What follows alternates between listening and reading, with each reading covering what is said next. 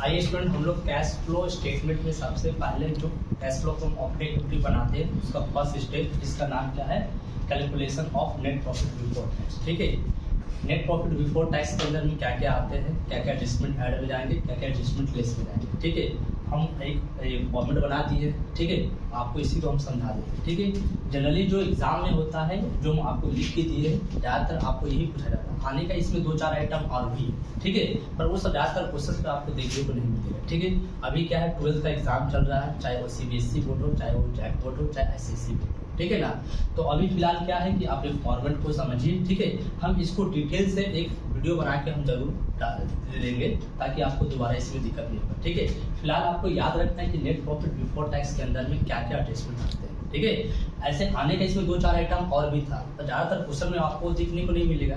तो जो ज़्यादा नेसेसरी है, जो एग्जाम से रिलेटेड ज़्यादा पूछा जाता है, ठीक है, और जो ज़्यादातर क्वेश्चंस में दिया हुआ रहता है और आता है, उस चीज को हम पहले लिख दिए। ठीक है, तो सबसे पहले calculation of net profit before tax में सबसे पहले आपको लिखना है नेट प्रॉफिट डिविडेंड। ठीक है, इसमें क्या लिखिए, closing balance minus opening balance. ठीक है, तो कभी भी आपके पास एक कैश फ्लो बनाइएगा तो आपके पास 2 इन्फॉर्मेशन होगा, एक ओपनिंग बैलेंस का और एक क्लोजिंग बैलेंस का। ठीक है, तो क्लोजिंग बैलेंस से ओपनिंग बैलेंस हटा दीजिएगा, जो आएगा उसको आप ले लीजिएगा। ठीक है, फिर ऐड करेंगे transfer of journal reserve. Journal reserve का भी आपके पास ओपनिंग क्लोजिंग बैलेंस दिया रहेगा। ठीक है, तो वहाँ भी सेम वही करना, closing balance minus opening balance, जैसे आप PL में किए थे सेम आप उसी तरह से जर्नल रिजर्व का भी ओपनिंग क्लोजिंग बैलेंस ले लीजिएगा। ठीक है, वो उसमें ऐड कर दीजिएगा, यहाँ तक कोई दिक्कत नहीं है। ठीक है, फिर देखिए इसमें हम क्या लिखे, ऐड लिखे प्रोविजन फॉर टैक्स मेड या क्रेडिट। इससे पहले देखिएगा हम वीडियो बनाया है, इसी उसमें हम आपको मेड और टैक्स के बारे में बताया है। ठीक है, तो मेड और टैक्स हम लोग क्या करते हैं, नेट प्रॉफिट बिफोर टैक्स में ऐड करते हैं, और एक टैक्स पेड होता है जो कैश फ्लो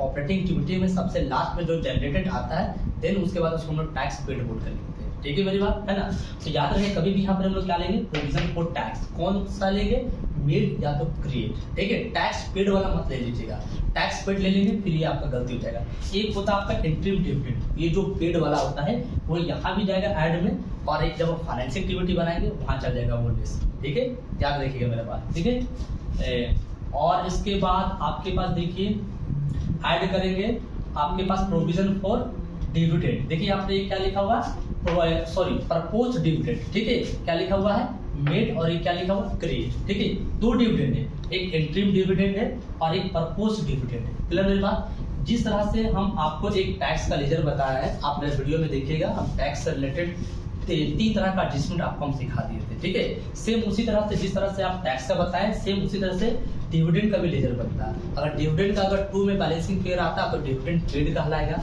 5 में बैलेंसिंग फिगर आएगा तो डिविडेंड मेड या क्रिएट। तो यहाँ पर कौन सा लेना, प्रपोज डिविडेंड, वो भी क्या, मेड या क्रिएट। क्लियर मेरी बात है ना।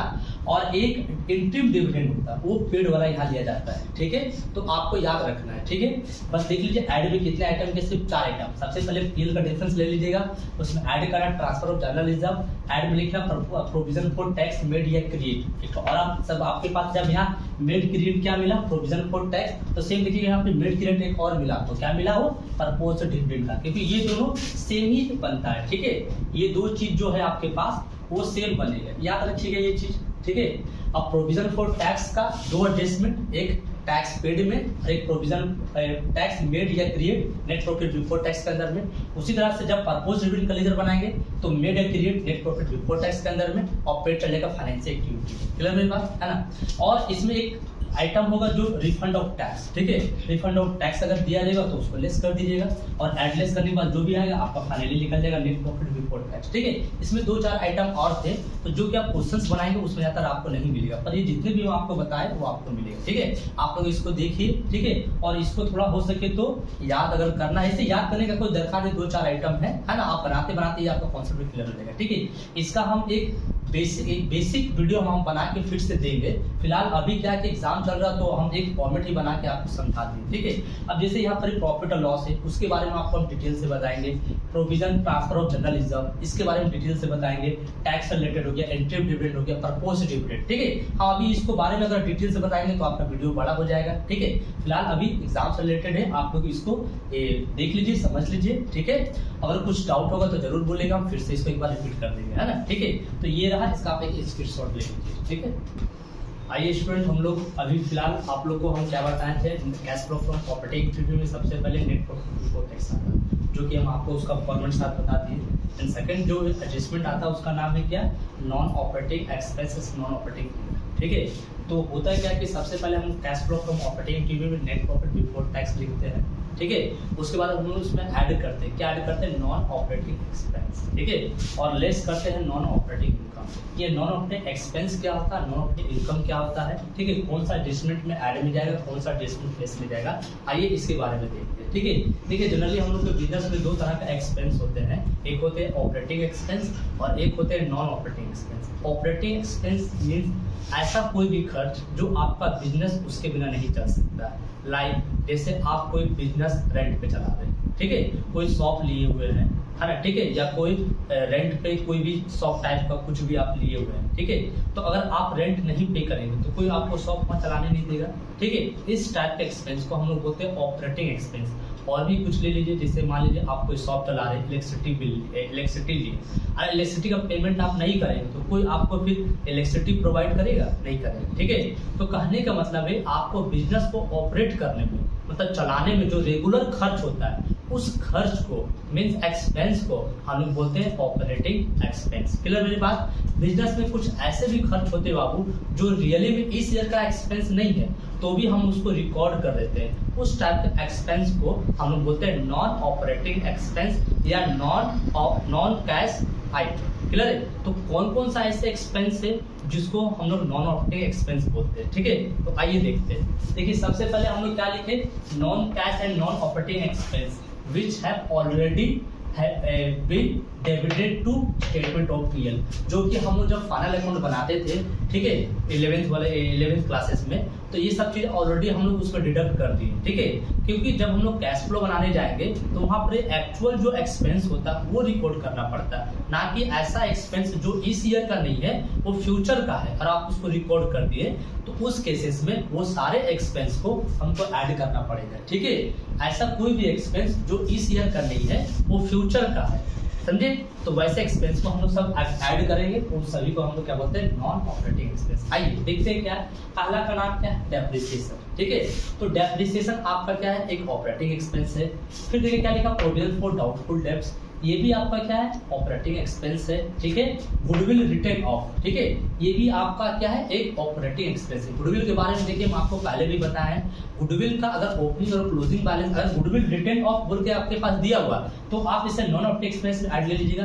पर अगर कभी क्वेश्चन में गुडविल का ओपनिंग और क्लोजिंग बैलेंस दिया हुआ तब आपको चेक करना पड़ेगा कि अगर ओपनिंग बैलेंस ज्यादा होना चाहिए, क्लोजिंग बैलेंस कम होना चाहिए। ठीक है, तब जो डिफरेंस आएगा वो आप इसे गुडविल रिटर्न ऑफ बोल के लीजिएगा। पर ओपनिंग बैलेंस कम है और क्लोजिंग ज्यादा है तो परचेज बोल के आपको उसको इन्वेस्टिंग एक्टिविटी में लेना पड़ेगा। तो ये बात को आप ध्यान रखिएगा मेरा बात। ठीक है, तो ये भी क्या हो गया आपके नॉन ऑपरेटिंग एक्सपेंस। फिर देखिए क्या लिखा, प्रिलिमिनरी एक्सपेंस। आप एक बिजनेस से स्टार्ट करते हैं, बिजनेस स्टार्ट करने में जो आपका शुरुआती खर्च होता है उसे बोला जाता है प्रिलिमिनरी एक्सपेंस। ठीक है, फिर देखिए discount on issue of shares and, ठीक है, डिवेंचर्स रिटर्न ऑफ। ठीक है, आप जो शेयर्स एंड डिवेंचर डिस्काउंट में इशू करते हैं वो भी हम लोग मतलब उसे भी नॉन ऑपरेटिंग एक्सपेंस में रखा गया है। ठीक है, फिर देखिए क्या लिखा, लॉस अंडर राइटिंग कमीशन। ठीक है, जैसे कि आप बिजनेस मतलब शेयर्स जो आप इशू करते हैं, ठीक है, उस समय हमें कुछ ब्रोकर को कमीशन दिया जाता है। ठीक है, तो उस टाइप के कमीशन को भी हम लोग इसको नॉन ऑपरेटिंग एक्सपेंस में रखें। फिर पढ़िए loss on sale of fixed asset. ठीक है, अगर आपके पास कुछ एसेट्स है, अगर आप उसको बेचेंगे तो आपको लगता है कि उसमें इतना लॉस है या लॉस हो गया है, ठीक है, तो उस लॉस को भी हम लोग क्या बोलते हैं, नॉन ऑपरेटिंग एक्सपेंस। ठीक है, जैसे बोला जाए आपके पास एक एसेट्स है 10,000 का, ठीक है, अगर आप उसको 8,000 रुपया मीन्स 8,000 पे आप उसको बेच दे रहे तो जो 2,000 रुपये का हो जाएगा उसे हम लोग बोलेंगे loss on sale of assets like building, plant, machine, furniture, आप उसको ऐड में ले लीजिएगा। फिर देखिए क्या लिखा है, interest on borrowing and debenture. ठीक है, अब जो हम लोग पब्लिक को कोई कंपनी पब्लिक को जो ऑफर करती है डिवेंचर्स के रूप में, ठीक है, अपने कंपनी डिवेंचर्स इशू करती है और उसके बदले में जो उसको इंटरेस्ट पे किया जाता है वो इंटरेस्ट को भी हम लोग किस में रखेंगे, नॉन ऑपरेटिंग एक्सपेंस के अंदर में। ठीक है, तो ये यहाँ एक बार ऐड में जाएगा और जब आप फाइनेंशियल एक्टिविटी बनाने जाएंगे तो वहाँ इसको लेस में ले लीजिएगा। ठीक है, देखिए अभी हम ओवरऑल आपको सिर्फ इसका छोटा छोटा सा तथ्य एक्सप्लेन किए। ठीक है, फिलहाल अभी क्या चल रहा है कि एग्जाम का समय है। ठीक है, और सभी स्टूडेंट अभी अपना बेस्ट देने की कोशिश कर रहे हैं, तो एक हम ओवरऑल आपके पास हम फॉर्मेट लिख दिए। ठीक है, अगर हम आपको इसको पूरा एक्सप्लेन करना है तो वीडियो बहुत बड़ा हो जाएगा। फिलहाल अभी आप इसी को इतना कोई समझिए। ठीक है, हम इसका एक पूरा डिटेल से अच्छा से वीडियो बना के हम अपलोड करेंगे, वो आप उसको देख लीजिएगा। ठीक है, फिलहाल हम जितना आपको एडजस्टमेंट इसमें बता दिए हैं, क्या क्या नॉन ऑपरेटिंग एक्सपेंस में आता है और क्या क्या नॉन ऑपरेटिंग इनकम में आता है। फिलहाल आप इतने ही रखिए, ज्यादातर क्वेश्चंस में आपको यही सब मिलेगा। ठीक है, होने का इसमें कुछ और भी हो सकते हैं। ठीक है, पर नॉर्मली जो ज्यादातर एग्जाम में क्या आते हैं वो चीज ज्यादा आपको ध्यान रखना है। ठीक है, हम इसके बारे में एक डिटेल्स और अच्छे से बताएंगे। फिलहाल अभी थोड़ा थोड़ा ही इसको समझिए। ठीक है, तो देखिए यहाँ पर हम इतना सारा बता दिए, ये सभी एडजस्टमेंट मेरे क्या थे आपको नॉन ऑपरेटिंग एक्सपेंस। हम फिर से आपको रिपीट कर देते हैं। ठीक है, बिजनेस में दो तरह के एक्सपेंस होते हैं, एक ऑपरेटिंग और एक नॉन ऑपरेटिंग। ऑपरेटिंग मींस एक बिजनेस को ऑपरेट करने में। ठीक है, और ऑपरेट करने मतलब बिजनेस को चलाने में जो खर्च होता है, जो रेगुलर खर्च है। जैसे मान लिया आप एक बुक स्टोर चला रहे हैं, तो बुक स्टोर चला रहे तो आप एक रूम को मतलब एक शॉप को रेंट पे लिए होंगे, तो आपको मंथली जो रेंट पे करना पड़ेगा वो आपका रेगुलर एक्सपेंस है। आप 2-4 स्टाफ को रखे बाबू, आपको उसको सैलरी देना पड़ेगा, वो आपका रेगुलर एक्सपेंस है। आप इलेक्ट्रिसिटी लिए, आपको monthly rent electricity bill payment करना पड़ेगा, वो ऑपरेटिंग एक्सपेंस है। क्या आपको लगता है कि अगर ये सब एक्सपेंस अगर आप पेमेंट नहीं करेंगे तो आपका बिजनेस रन करेगा? कभी नहीं करेगा। ठीक है, तो बिजनेस को रन करने में जो रेगुलर खर्च होते हैं उसे बोलते हैं ऑपरेटिंग एक्सपेंस। पर बिजनेस में कुछ ऐसे भी एक्सपेंस होते हैं जो इस ईयर का नहीं है, रेगुलर नहीं है, इरेगुलर है, तो भी उसको बुक में अगर हम रिपोर्ट कर देते हैं तो उसे बोला जाता है नॉन ऑपरेटिंग एक्सपेंस। और जो हम आपको बताएं ये जितने भी सारे एडजस्टमेंट है, ये सभी एडजस्टमेंट आपके पास क्या है, नॉन ऑपरेटिंग एक्सपेंस। ठीक है, हम अगर एक एक चीज के बारे में बताने जाएंगे तो वीडियो बहुत ज्यादा बड़ा हो जाएगा। ठीक है, फिलहाल अभी आप इतने ही जानिए। अब देखिए यहाँ लेस करते नॉन ऑपरेटिंग आइटम में क्या इनकम। ठीक है, जो कि which have already credited to statement of PL. बस इसमें और भी सारे आइटम थे। ठीक है, पर जो ज्यादा इंपॉर्टेंट था हम आपको वही लिख दिए। पहले क्या लिखा, profit on sale of fixed asset. ठीक है, आपके पास एक एसेट से 10,000 का, आप उसको बेच दिए 12,000। क्लियर है, तो यहाँ 2,000 रुपए क्या हो रहा, प्रॉफिट हो रहा, प्रॉफिट ऑन सेल ऑफ, ठीक है, fixed asset like building, plant, machine, furniture, जो भी होगा आपके पास, तो वो लेस में चल जाएगा।